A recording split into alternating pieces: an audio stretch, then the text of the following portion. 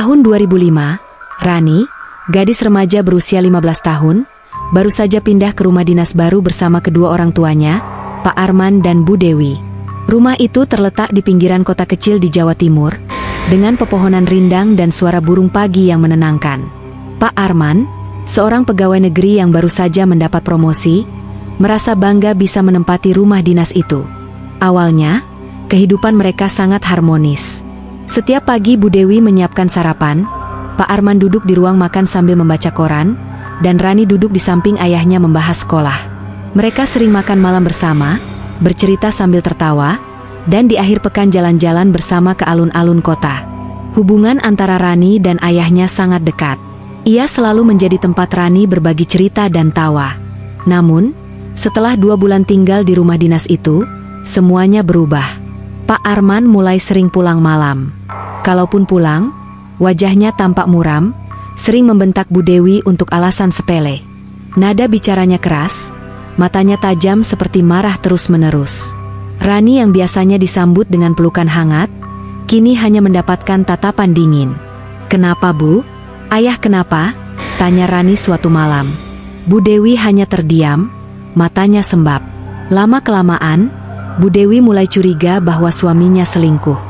Ia menjadi murung, mudah menangis, dan kerap melamun di teras rumah. Rani pun merasakan tekanan yang sama. Rumah yang dulu terasa hangat kini menjadi tempat yang menakutkan. Bu Dewi mencoba bicara baik-baik, tapi malah dibalas bentakan. Pak Arman bahkan pernah melempar piring hanya karena makanan terlalu asin. Rani mulai takut terhadap ayahnya sendiri. Suatu malam, Rani terbangun karena mendengar suara langkah kaki dari lantai atas, padahal mereka hanya menggunakan lantai bawah untuk tempat tinggal.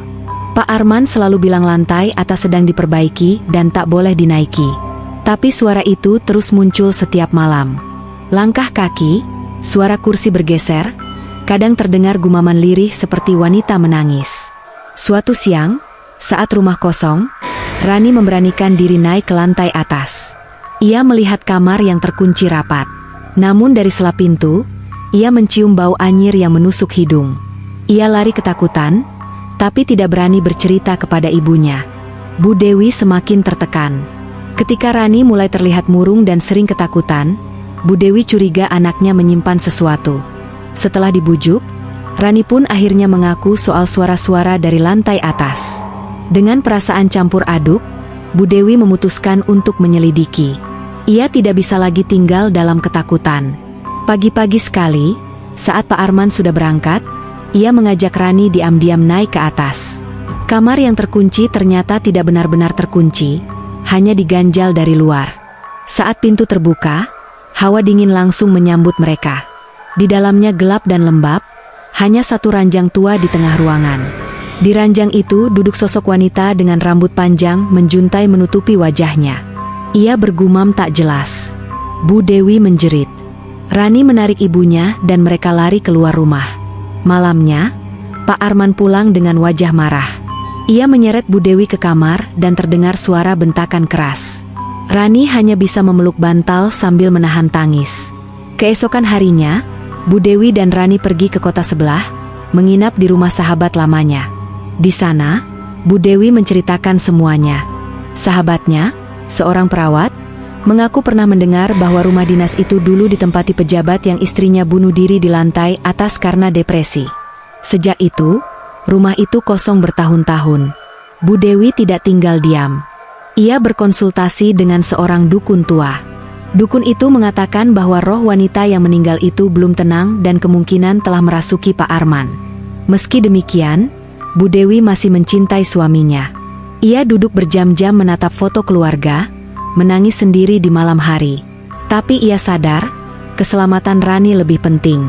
Ibu belum menyerah. Tapi kita harus keluar dari rumah itu dulu, Nak. Ibu janji akan bantu ayah, katanya sambil memeluk Rani. Malam ketika mereka hendak pergi, Bu Dewi sudah menyiapkan 2 tas besar dan menyuruh Rani untuk bersiap diam-diam. Tapi belum sempat mereka keluar dari kamar, pintu mendadak terbuka keras. Pak Arman berdiri di ambang pintu dengan wajah penuh amarah dan mata yang kosong, seperti orang kesurupan. Ia berteriak liar sambil melempar vas bunga ke dinding, lalu meraih lemari dan membantingnya hingga roboh. "Jangan pergi!" teriaknya dengan suara serak. Namun terdengar seperti dua suara bertumpuk, satu suara Pak Arman, satu lagi suara perempuan yang lebih tinggi nadanya.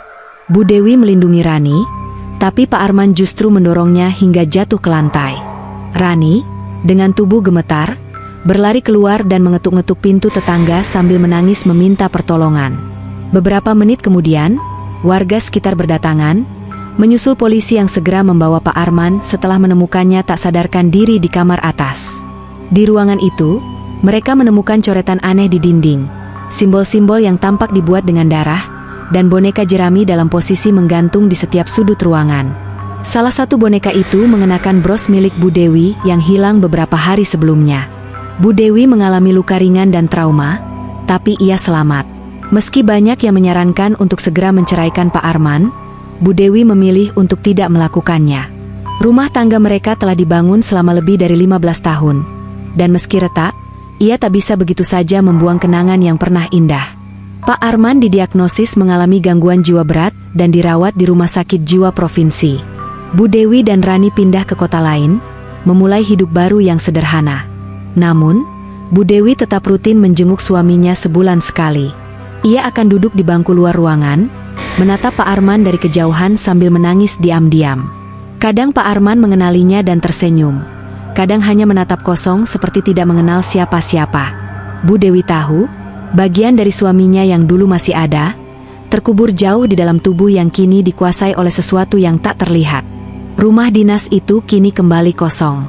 Beberapa kali pemerintah mencoba menyewakannya, tapi selalu ditinggalkan dalam hitungan minggu. Orang-orang bilang, jika malam tiba dan bulan menggantung rendah, bayangan seorang wanita bisa terlihat duduk di lantai atas. Rambutnya panjang, menutupi wajah, dan tubuhnya diam seperti menunggu. Menunggu seseorang kembali.